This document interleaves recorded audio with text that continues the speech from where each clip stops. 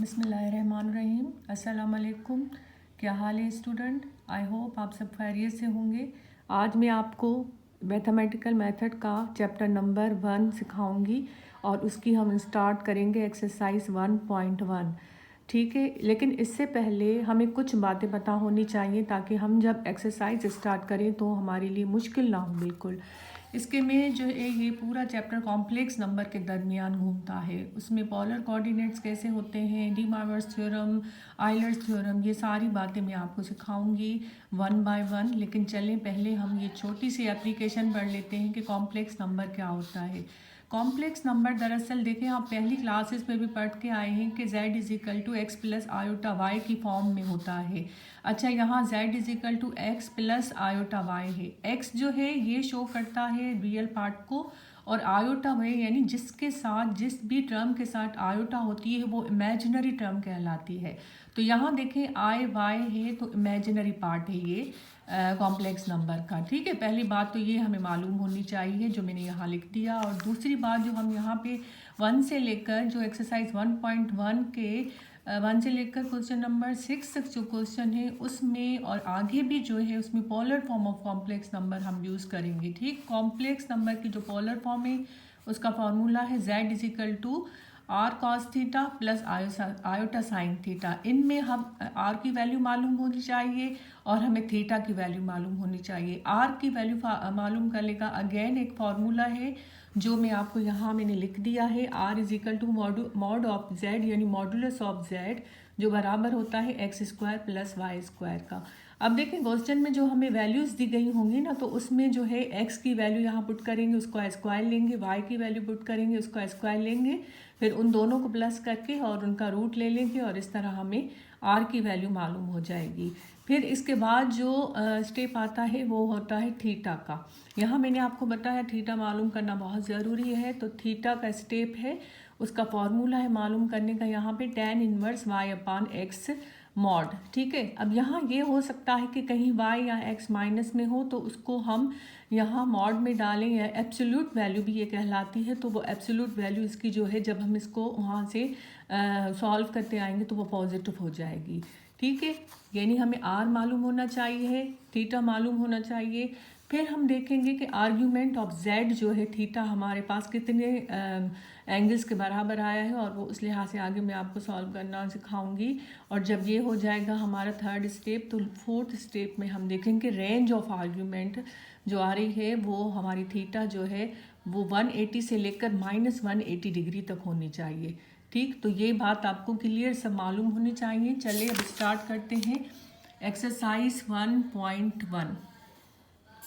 ये मैंने पहले से ही लिख दिया है एक्सरसाइज, ये है मैथमेटिकल मेथड की 1.1। उसके 1 से लेकर क्वेश्चन नंबर 6 जो है सेम मेथड से सॉल्व हो रहे हैं, यानी जो हमें कार्टेशियन ये जो फॉर्म है कॉम्प्लेक्स नंबर की इसको हमें पोलर फॉर्म में चेंज करना है। ठीक है, तो ये जो है क्वेश्चन नंबर 1 है इसका -√3 प्लस आयोटा। सही है, पहले हम सॉल्यूशन लिखते हैं हमेशा। सॉल्यूशन के बाद चले इसको हमें बराबर ये जो है पता है कि z is equal to x plus iota y के बराबर होता है। तो सपोज़ इसको हम किसके बराबर लेते हैं, suppose z is equal to ये क्वेश्चन लिख देंगे -√3 प्लस आयोटा। ठीक है, अब इसमें ये वाली वैल्यू मैंने यहाँ लिख दिया है आपकी आसानी के लिए कि ये वाली वैल्यू x के बराबर है यानी -√3, और आयोटा के सामने देखें कुछ नहीं है सिर्फ आयोटा है। यहाँ आयोटा के कोएफिशिएंट मीन्स 1 के बराबर होगा तो वो y की वैल्यू कहलाएगी। चलिए r मालूम करते हैं। r is equal to mod of z is equal to formula था x square plus y square. X की वैल्यू क्या है -√3 होल स्क्वायर मैंने दे दिया, प्लस y की वैल्यू यहाँ कुछ नहीं है आयोटा के साथ, इट मीन्स 1 होगी तो 1 होल स्क्वायर लिख दिया है। ठीक है बेटा, और रूट। अच्छा, अब r इज इक्वल टू चलेंगे इसका जो है स्क्वायर रूट इसके से और इससे कैंसिल हो जाता है, माइनस साइन भी प्लस में चेंज हो जाता है, तो ये इसकी वैल्यू आ गई 3 प्लस ये क्या है 1 का स्क्वायर 1 के इक्वल, 3 + 1 इज इक्वल टू 4 हो जाएगा, और ये बराबर हो जाएगा 4 तो कंप्लीट स्क्वायर है, तो ये जब स्क्वायर रूट से ये निकल आएगा तो 2 हो जाएगा। तो r की वैल्यू हमें मालूम हो गई 2। ठीक है बेटा। इसके बाद मैंने आपको बताया था second step, now for theta, यानी हम थीटा मालूम करेंगे। यहाँ मैंने इसका फॉर्मूला लिख दिया है, theta is equal to tan inverse y upon x. Y किसके बराबर है, 1 के, देखिए यहाँ से, और x बराबर है -√3 के। तो यहाँ मैंने y की वैल्यू जो है यहाँ मैंने डाल दी है 1, यहाँ मैं लिख देती हूँ y इज इक्वल टू 1 के, वो मैंने यहाँ पुट कर दी है, x की -√3। अब ये जो है वैल्यूज़ हैं आपको ये टेबल से याद होनी चाहिए, ट्रिग्नोमेट्रिक टेबल से, कि टेन इनवर्स, देखें यहाँ से ये वैल्यू निकलेगी ना इसमें से, एब्सोल्यूट में से, तो ये प्लस हो जाएगी, यहाँ मैंने ब्रैकेट लगा दिया है, तो ये हो जाएगा टेन इनवर्स 1/√3। अच्छा यहाँ देखें, टेन इनवर्स 1/√3 किसके बराबर होता है, 30 डिग्री के। 30 डिग्री आपको पता है, पाई की यहाँ 180 वैल्यू हम पुट करें, 180/6 30 डिग्री के बराबर हो जाएगा। तो ये 30 डिग्री जो है 1/√3 के बराबर हो जाएगी। तो यहाँ से थीटा हमें मिल जाएगा, ये जो वैल्यू है 30 डिग्री की, और 30 जो रेडियन में होता है π/6 के बराबर हो जाता है। अच्छा यहाँ तक तो बात समझ आ गई। अच्छा अब हमें देखना है कि now we see that where theta lies, here x is equal to minus है और y is equal to plus है, यानी x नेगेटिव है, y पॉजिटिव है। तो यहाँ से थोड़ी सी बात मैं आपको समझा दूँ, ये क्वाड्रेंट होते हैं, ये फर्स्ट होता है, सेकंड, थर्ड, फोर्थ। फर्स्ट में x भी पॉजिटिव है, y भी पॉजिटिव है। सेकंड क्वाड्रेंट में x नेगेटिव होता है, y पॉजिटिव होता है। थर्ड क्वाड्रेंट में x नेगेटिव होता है, y भी नेगेटिव होता है। और फोर्थ क्वाड्रेंट में x पॉजिटिव होता है, y नेगेटिव होता है। ठीक है, ये आप जो है ये बात समझ लें ताकि आपको बाकी जो प्रॉब्लम है सॉल्व करने में कोई मुश्किल ना हो। अच्छा अब देखें, दोनों जो है x नेगेटिव है, y पॉजिटिव है। अब यहाँ देखेंगे x नेगेटिव और y जो है पॉजिटिव इस वाले क्वाड्रेंट में है, सेकंड वाले में, ये फर्स्ट है, ये सेकंड है।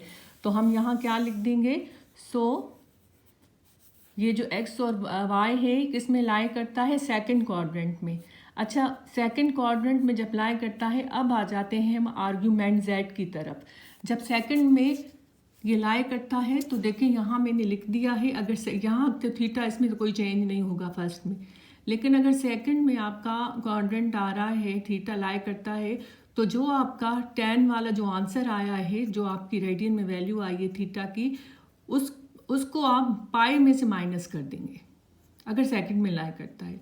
अगर थर्ड में आपका एंगल लाई करता है तो फिर क्या करेंगे, पाई प्लस थीटा होगा, पाई प्लस थीटा यानी थीटा यानी जो आपका एंगल आया है। अगर थर्ड में ये हो गया, फोर्थ में अगर आपका लाई करता है तो क्या हो जाएगा, 2 पाई, और जो आपका एंगल आया है 2 पाई में से वो माइनस करेंगे। ये आप बात समझ लें, ठीक है, आर्ग्यूमेंट के लिए ये वाली बात आप समझ लें, ये यूज़ होगा। अब आपका एंगल कहाँ लाई करता है, इन सेकंड क्वाड्रेंट, जो कि आया है π/6।